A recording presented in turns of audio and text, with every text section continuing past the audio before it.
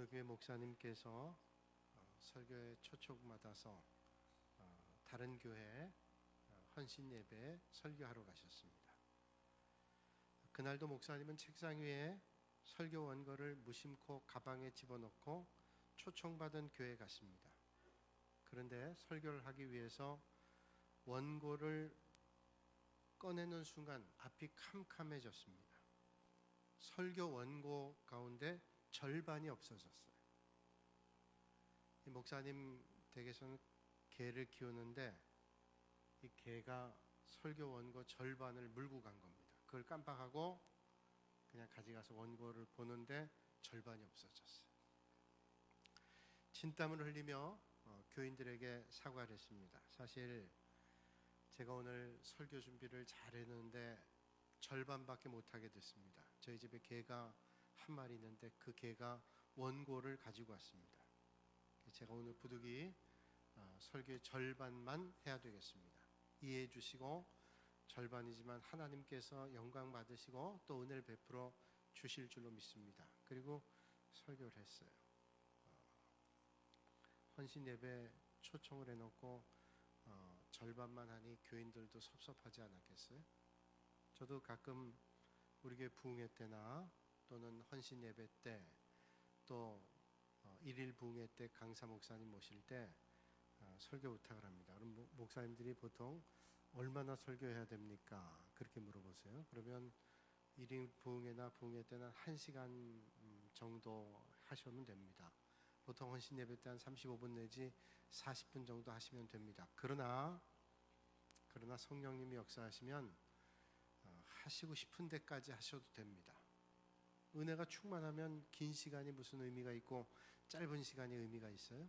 은혜가 충만하면 아무리 길어도 길게 느껴지지 않고 은혜가 풍성하지 않으면 아무리 짧아도 길게 느껴지는 게 설교이기 때문에 그저 목사님이 기도하시는 대로 은혜 주시는 대로 하시면 됩니다. 그렇게 말씀드려요. 그래도 손님으로 가서 설교하는데 적당히 어느 정도 해야 되잖아요.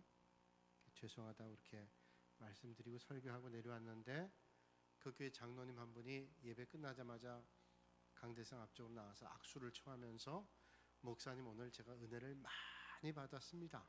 그렇게 인사를 하더래요. 그래서 오늘 설교도 원고 절반밖에 하지 못했는데 은혜를 받았다니까 얼마나 감사해요. 그래 은혜를 많이 받으셨어요. 그랬더니 이 장로님께서 부탁을 하더래요. 목사님 제가 부탁이 하나 있는데 목사님 가정에 키우는 그 개가 나중에 새끼를 낳으면 그 새끼 한 마리를 우리 교회 목사님께 선물로 주시면 참 감사하겠습니다. 그랬대요. 그게 은혜 받은 건가 아닌 건가 잘 모르겠어요. 여러분 우리 사람이 나름대로 좋아하는 일도 있고 좋아하는 생각도 있고 좋아하는 사람도 있습니다. 저도 설교하고 나가면 어떤 분은 그런 말씀하세요. 목사님 오늘 설교가 너무너무 짧았어요. 길게 해주시면 은혜를 더 충만히 받을 텐데 그렇게 말씀하시는 분도 계세요. 또 개 중에는 그런 마음이 혹시 있는 분이 계신지 모르겠어요. 목사 이렇게 설교를 길게 하시나 그렇게 생각하는 분도 계실지 모르겠어요.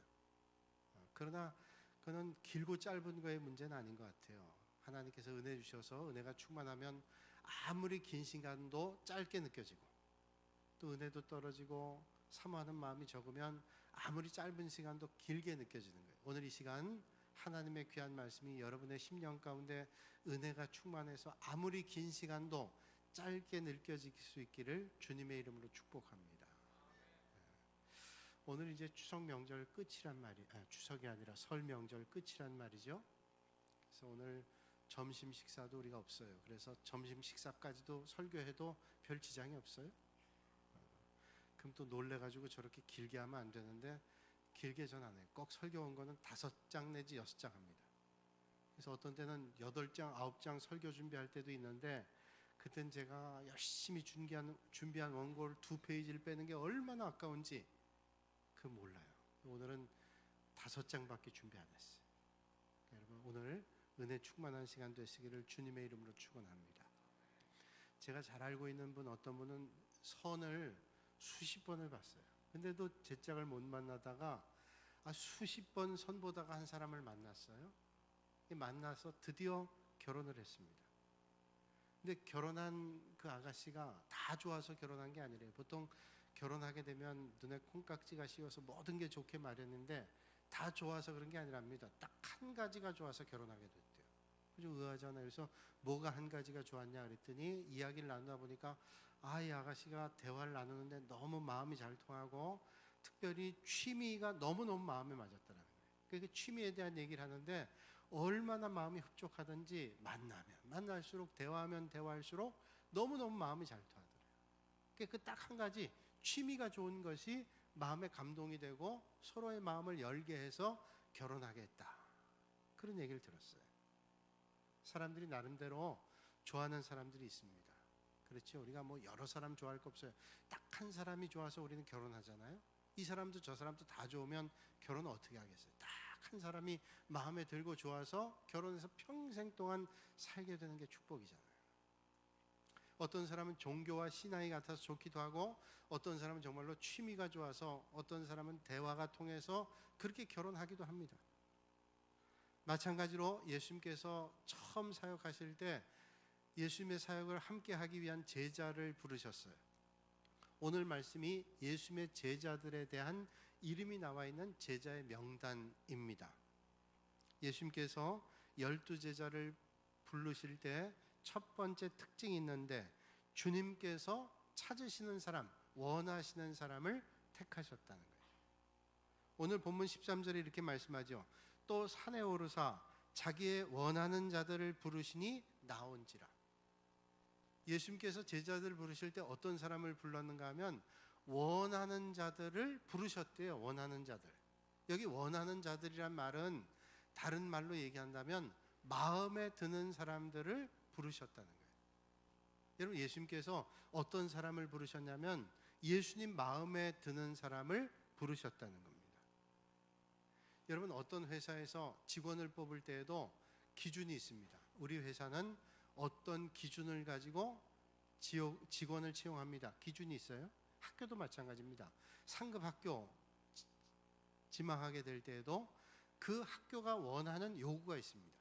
뭐 성적이 어느 정도 되고 자격증이 얼마나 있어야 되고 그 다 기준이 있어요. 대학을 졸업할 때도 기준이 있습니다. 평점, 학점은 얼마나 돼야 되고 그리고 어떤 자격증을 따야 되고 어떤 시험에 합격해야 되고 이런 기준이 있단 말이에요. 그런데 예수님께서 제자들을 선택하실 때 아무리 봐도 객관적 기준이 드러나는 것이 별로 보이질 않아요. 도대체 예수님 제자가 되는데 어떤 객관적 기준이 있을까? 어떤 커트라인을 가지고 제자를 선택했을까?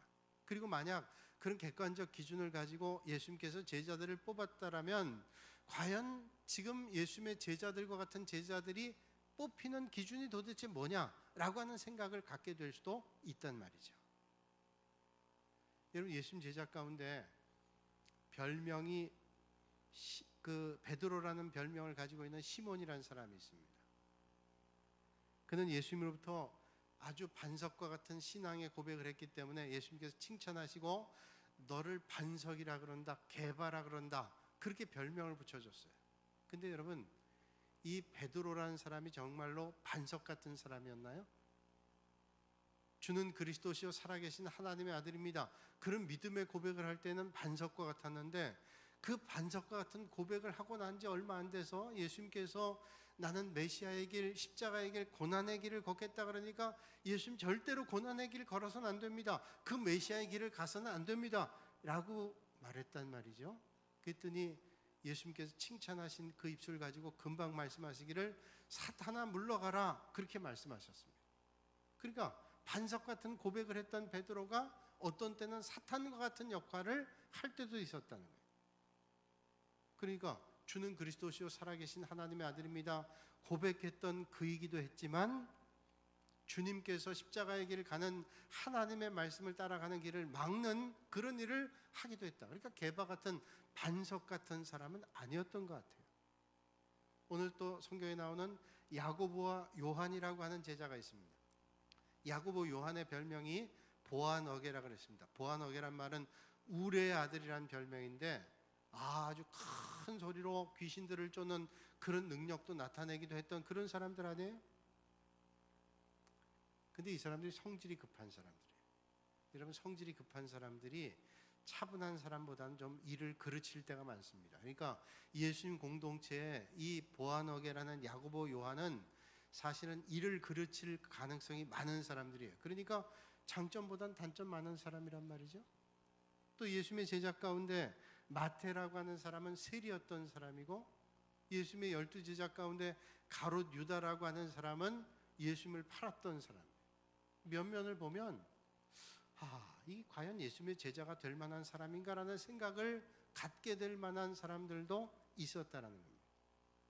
근데 예수님께서 그 수많은 예수님을 따르는 사람 가운데도 그 12명을 제자로 삼으셨어요. 그렇다면 예수님은 아무런 자격도 없이, 보는 어떤 나름대로의 관점도 없이 아무나 예수님의 제자를 삼으셨을까요?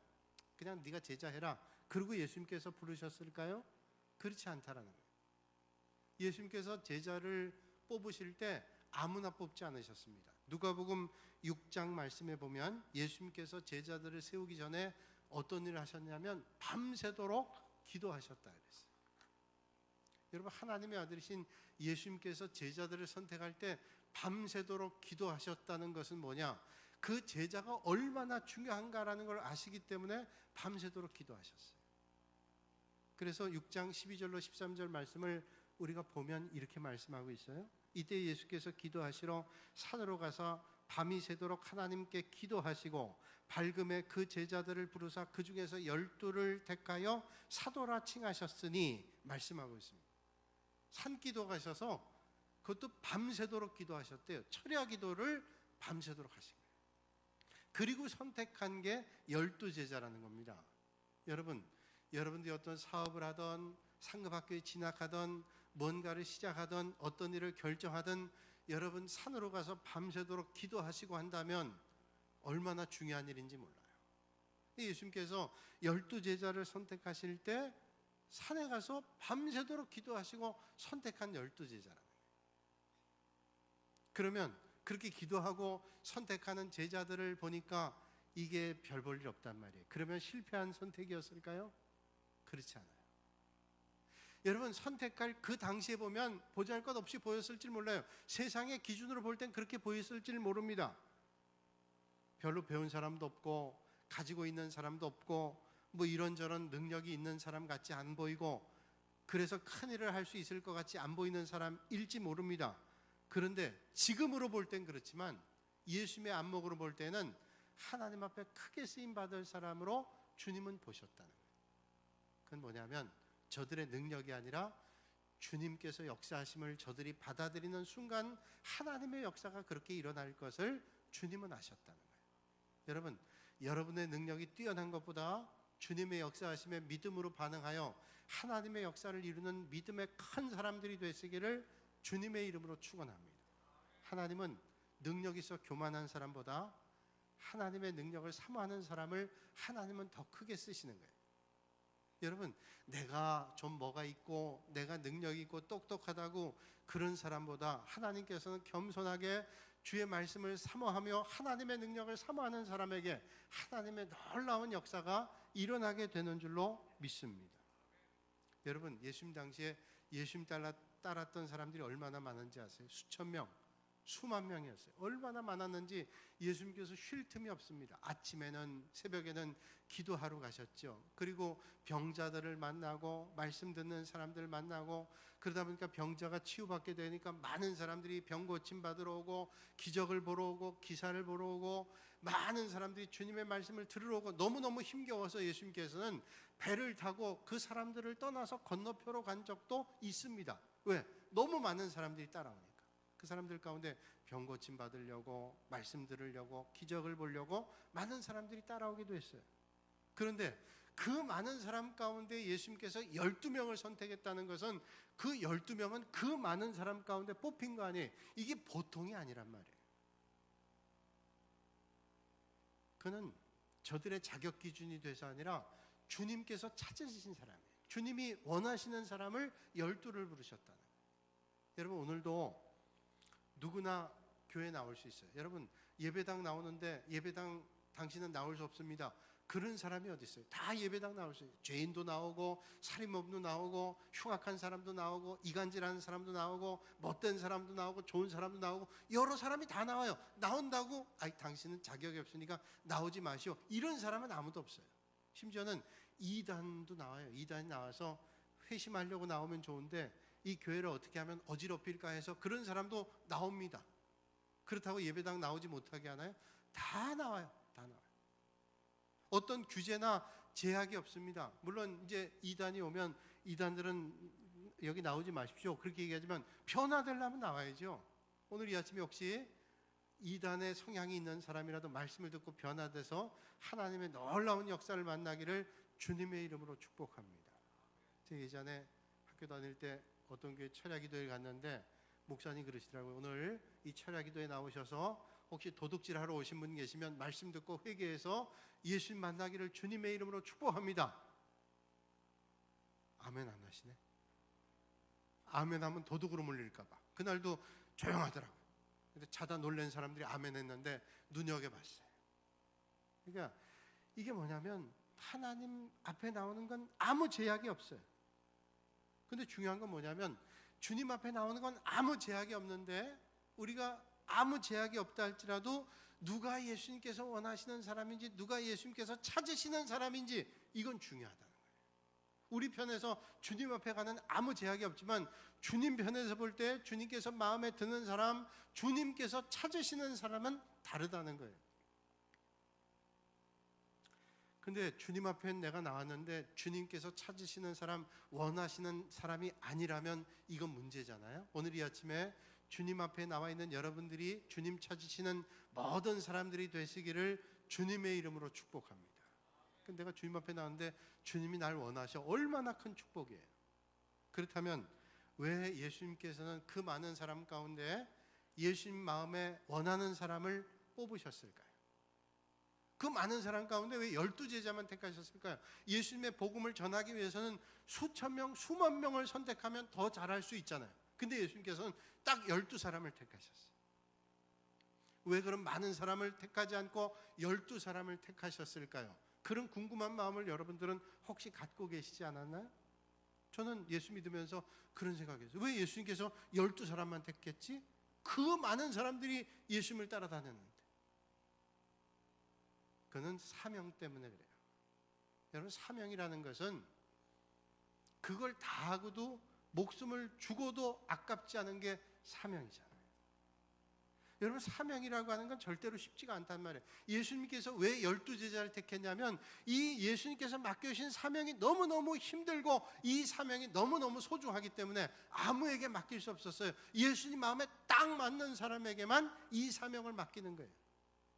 여러분, 교인들이 많이 있지만 교육자들이 어떤 일들을 부탁할 때 아무에게나 다 부탁하나요? 이런 일들을 감당할 수 있는 사람, 신실하게 끝까지 충성할 수 있는 사람, 그리고 그 일을 하면서 절대로 하나님의 영광을 가리지 않을 사람, 그런 사람에게 부탁을 해요. 아무에게나 부탁하면 그거 가지고 말도 생기고 힘든 일도 있고 본인도 실족하고 시험당하고 교회가 어렵고 그런 사람은 안 시키는 거예요. 그 왜? 예수님께서 사명이 그렇게 존귀하고 그게 무겁기 때문에. 오늘 14절 15절에 말씀합니다. 이에 12를 세우셨으니 이는 자기와 함께 있게 하시고 또 보내서 전도도 하며 귀신을 내쫓는 권능도 가지게 하려 하십니다. 예수님께서 12를 택하셨는데 그 사명이 두 가지인데 첫째는 전도를 하게 하시는 거예요. 전도. 예수님께서 전도하게 하시기 위해서 사명을 주신 거예요. 그리고 그 사명을 감당하시기 위해서 권세를 주셨어요. 그러니까 사명을 감당하기 위해서 하나님이 권세를 주세요. 여러분, 내 능력으로 한다고 생각하지 마세요. 하나님께서 나에게 사명을 맡기시면 그 사명을 감당할 수 있는 권세와 능력도 허락해 주실 줄로 믿으시길 바랍니다. 혹시 내 능력 가지고 이거 할 수 있다가 뽐내면 안 돼요. 그런 사람이 오히려 그르칩니다. 오히려 나는 능력이 부족한데 주님 은혜를 사모합니다. 감당할 수 있는 은혜를 주세요. 그런 사람에게 하나님께서 은혜를 주시고 능력을 주시고 권세를 주셔서 하나님의 일들을 잘 감당하게 하시는 거예요.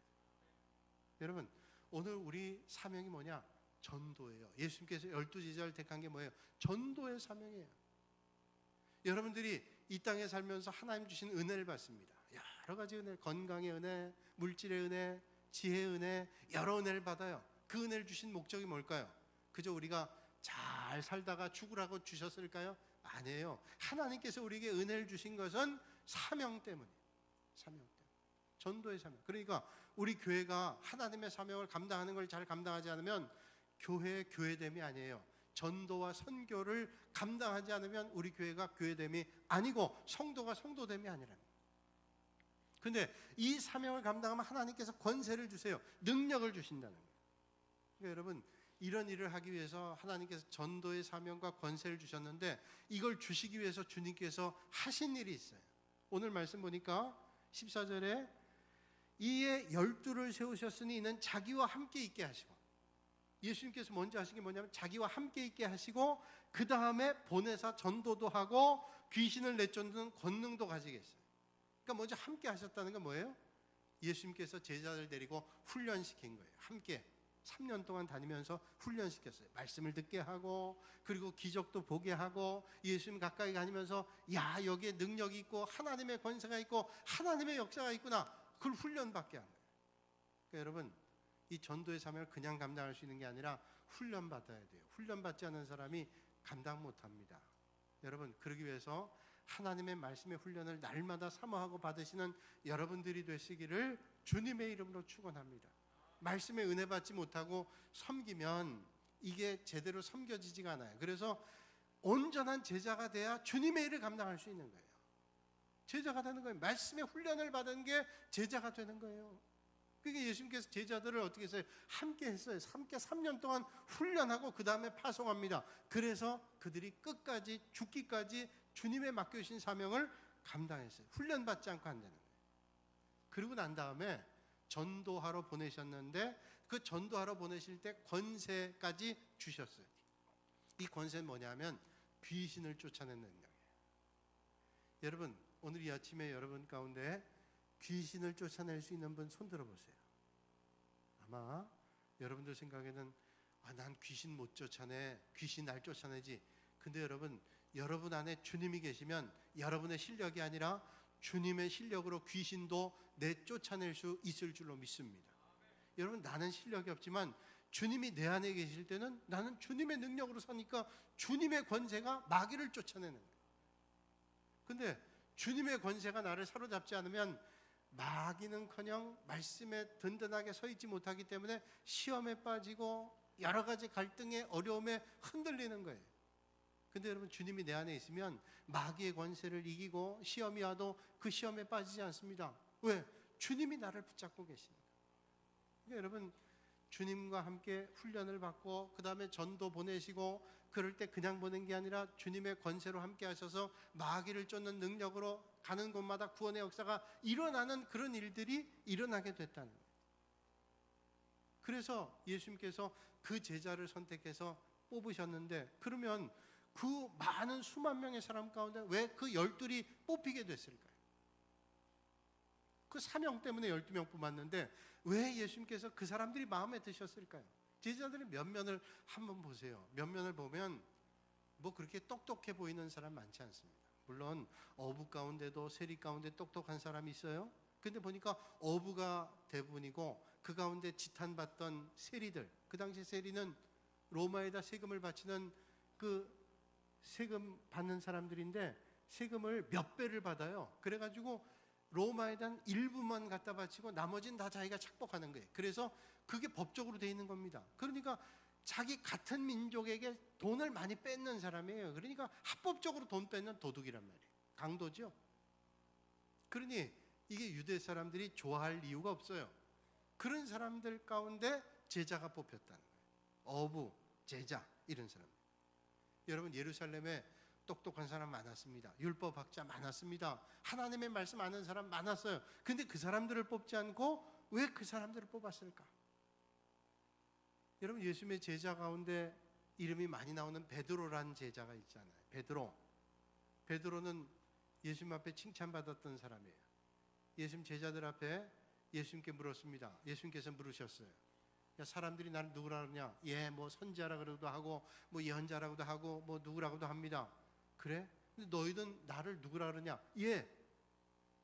너희는 나를 누구라느냐 대답을 선뜻 못했는데 베드로가, 이 사람이 성격이 급해요. 그러니까 예수님께 대답하기를 주는 그리스도시요 살아계신 하나님의 아들입니다. 이 믿음의 고백이었어요. 얼마나 큰 믿음의 고백인지 예수님께서 칭찬하시고 그 고백 위에 교회를 세웠단 말이에요. 그런데 여러분, 그게 대답은 쉽지만 그 대답이 얼마나 위험한 대답인지 아세요?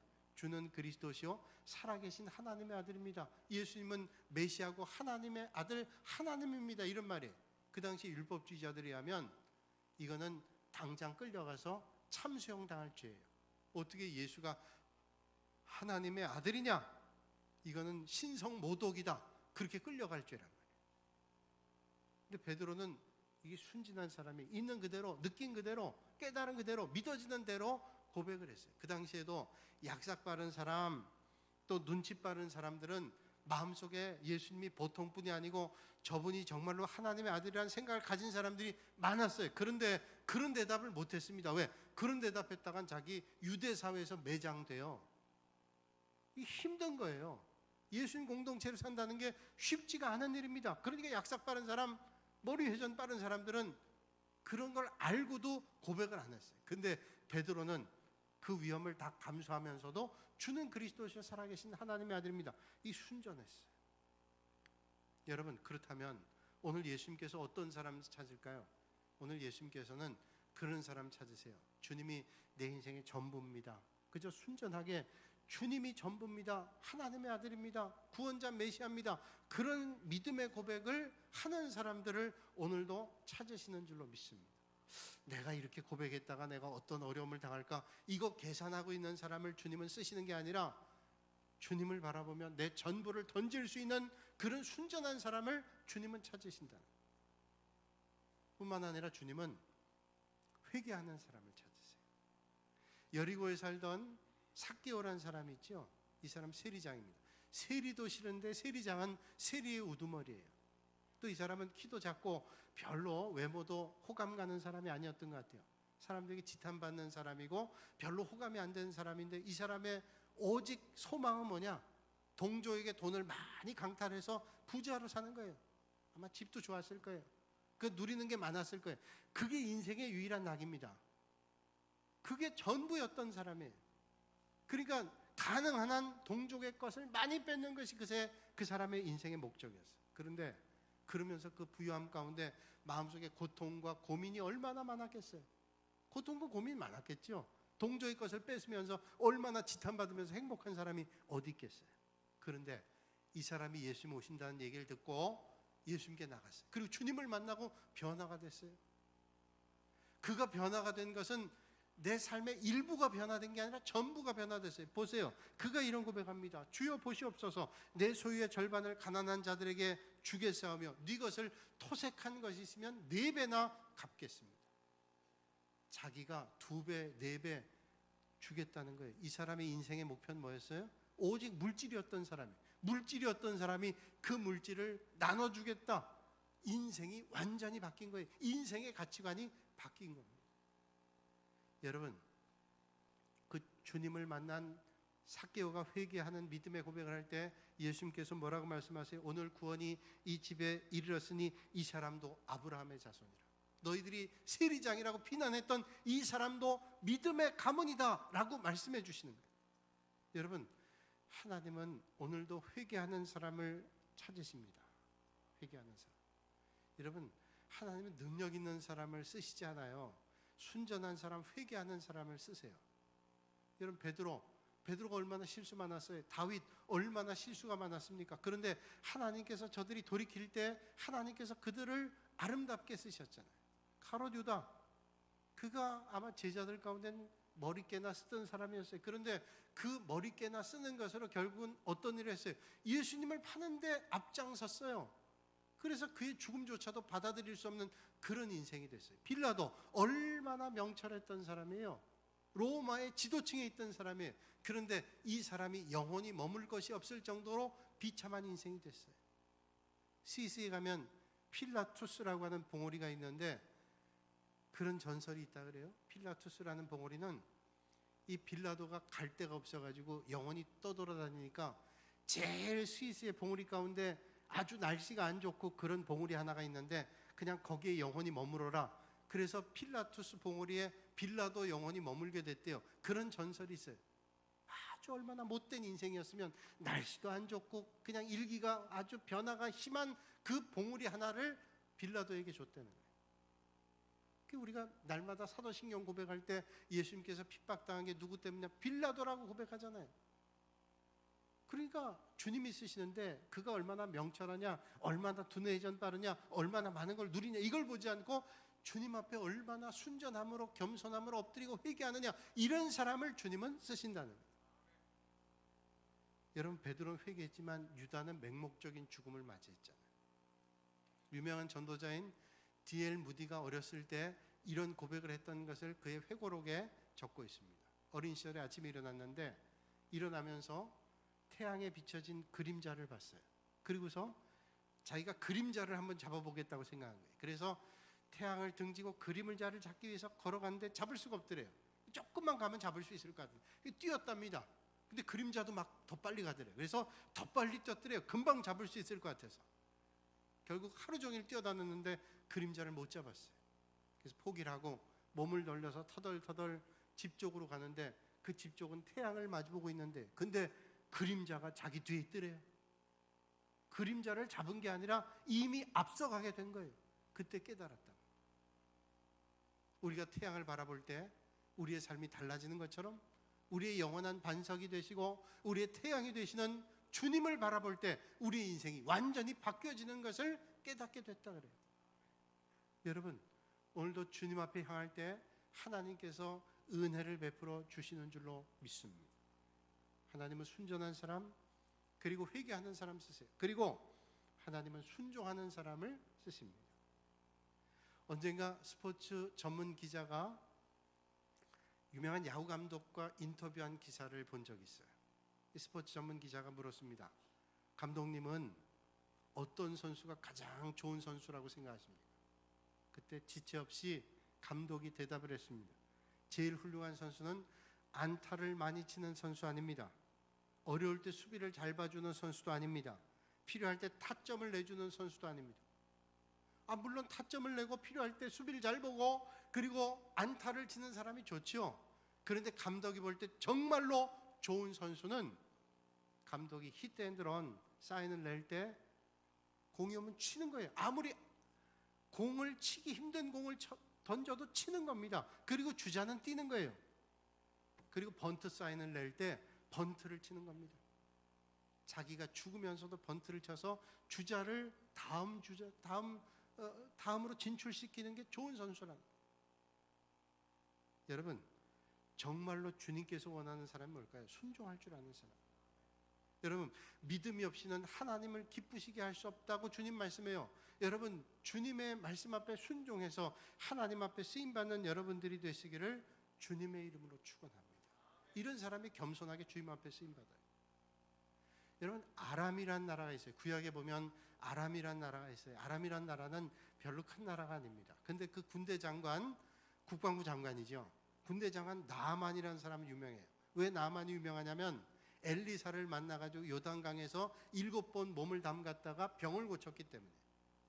이 아람 군대 장관이었던 나아만은 아주 나라에서 유명한 사람이 됐어요. 왜 유명했냐면 그 당시에 강대국이었던 아수르라는 나라하고 전쟁이 일어났는데 아람이라고 작은 나라가 아수르라고 하는 강대국을 승리했어요. 이겼단 말이에요. 그러니 얼마나 인기가 올라갔어요. 왕도 이 군대 장관 나아만을 칭찬을 했습니다. 많은 백성들이 나아만을 찬양을 했어요.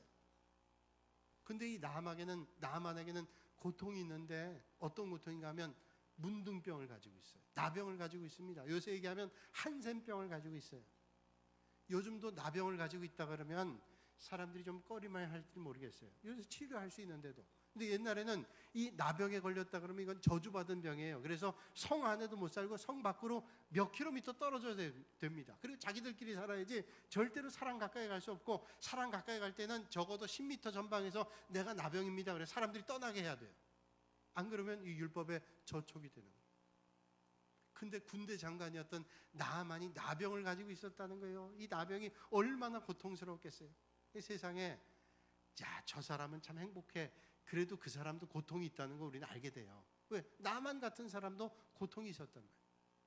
근데 소문을 들으니까 엘리사 하나님의 선지자에게 능력이 있는데 그 사람 가면 병 고친다는 얘기를 듣고 이 나만이 자기 식소들 병사들 데리고 갔어요, 엘리사에게. 그러면 그 엘리사가 나와서 안수기도 하고 뭐 해서 고쳐줄 줄 알았더니 엘리사가 거들떠도 안 보는 겁니다. 엘리사가 일부러 그랬던 것 같아요. 순종의 시험을 했어요. 그러니까 나만이 얼마나 화가 났겠어요. 내가 아수르를 이겼던 장군이고 내가 이 얼마나 많은 사람들이 칭송하는데 그 집으로 가려고 그랬습니다. 그랬더니 그 밑에 부하들이 훌륭해요. 여기까지 왔는데 만나는 보고 얘기는 들어봐야지 그 얘기한 것도 안 듣고 가면 그 무슨 소용이 있습니까? 엘리사가 사람 보내 한 얘기가 요단강에서 7번 씻으라고, 그게 전부예요. 근데 그 부하들이 얘기해서 나만이 마지 못해가지고 요단강에 가서 7번 씻었더니 그 몸이 나병이 어떻게 됐냐면 성경이 말하기를 열왕기하 5장 14절에 말씀하시기를 어린아이의 살같이 바뀌었대요. 어린아이 살같이. 저는 이 하나님의 역사가 나만을 살렸다고 생각해요. 나만이 만약에 그가 교만이 하늘을 찌르고 있었잖아요. 그가 나병이 없었다고 생각해 보세요. 아마 교만하게 살다가 교만하게 죽었을 거예요. 그런데 하나님께서 그를 축복하셔서 나병을 주신 거예요. 그 나병이 그를 하나님 앞에 쓰임받는 인생으로 바꾸도록 하나님이 축복해 주신 거예요. 여러분, 하나님은 이런 겸손하게 순종하는 사람에게 오늘도 하나님께서 써주시는 줄로 믿습니다. 오늘도 우리 교회가 믿음의 성도들이 겸손하게 하나님 앞에 순종할 때 하나님께서 쓰시는 거예요. 여러분, 안디옥 교회라는 초대교회가 있죠. 안디옥 교회는 선교의 전초기지였어요. 이 안디옥 교회를 통해서 얼마나 많은 영혼들이 구원받았어요. 안디옥 교회의 모토가 뭐냐? 나만을 생각하지 않고 남을 생각하는 거예요. 내 영혼만 생각하지 않고 다른 영혼을 생각한다. 그래서 함께 주님의 일을 한다. 이게 안디옥 교회의 모토였어요. 여러분, 나 혼자만 생각하는 인생보다 주님과 함께 다른 영혼을 생각하는 인생이 얼마나 복된지, 얼마나 아름다운지 아시죠? 아주 오래전에 미국의 라이프지라는 잡지의 사진 기자였던 분이 영국에 가서 사진 촬영을 했어요. 근데 이분이 어떤 기차역 대합실에 앞에 있는 식당에서 자기도 음식을 먹다가 앞에 있는 노부부를 봤는데 이 노부부가 아주 다정하게 손을 잡고 음식을 먹고 있더래요. 근데 주문한 음식이 별로 보잘것없고 그 차림새도 누추한 겁니다. 남편은, 할아버지는 비스켓 몇 개를 주문해서 먹고 있고 할머니는 차 한 잔 시켜가지고 한 잔 마시고 남편 얼굴 보고 한 입 마시고 남편 얼굴 보고 있는 거예요.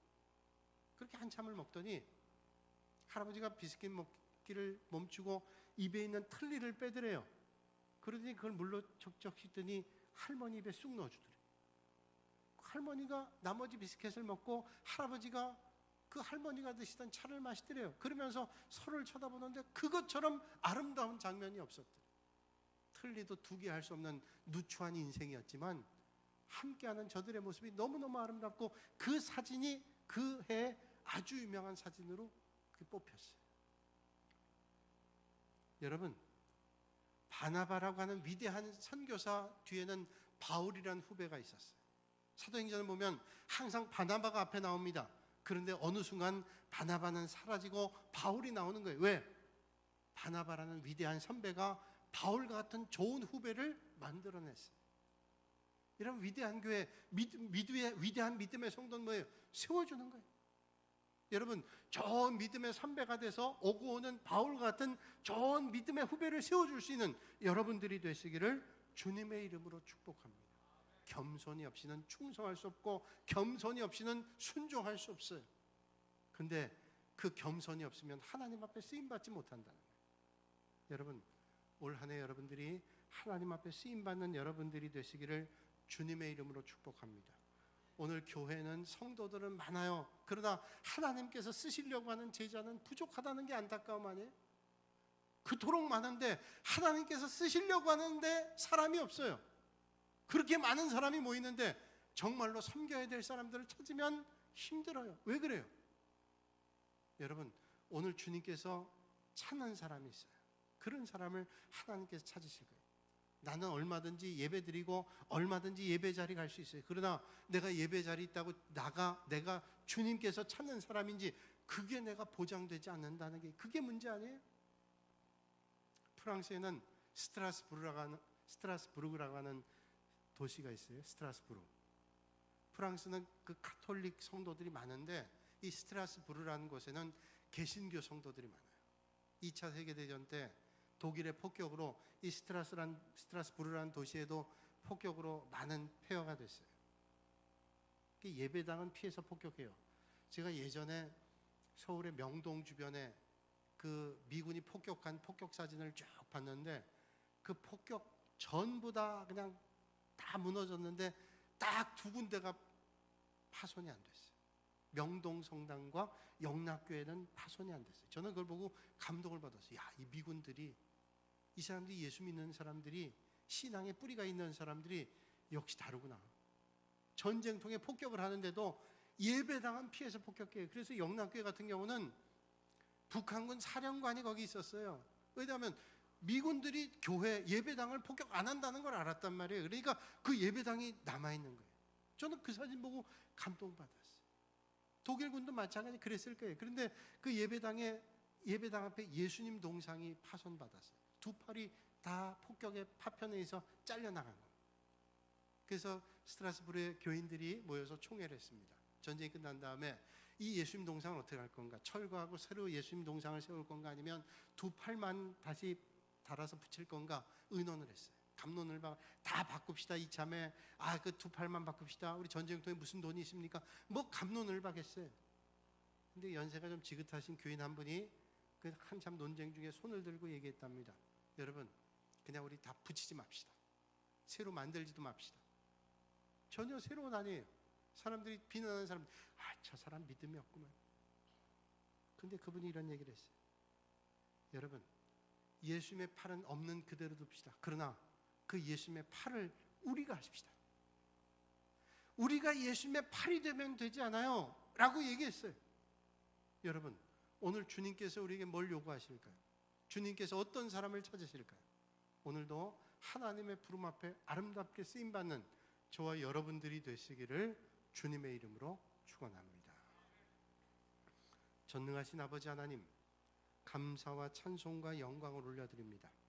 우리가 주님 앞에 많이 나오지만 주님께서 찾으시는 사람이 나인지는 온전한 고백을 드리기에 부족함을 주님 앞에 고백합니다. 주님께서 찾는 사람이 오늘 내가 될 수 있도록 주님 앞에 더욱더 아름답게 쓰임받는 순종의 사람, 겸손의 사람, 충성의 사람 되게 하여 주시옵소서.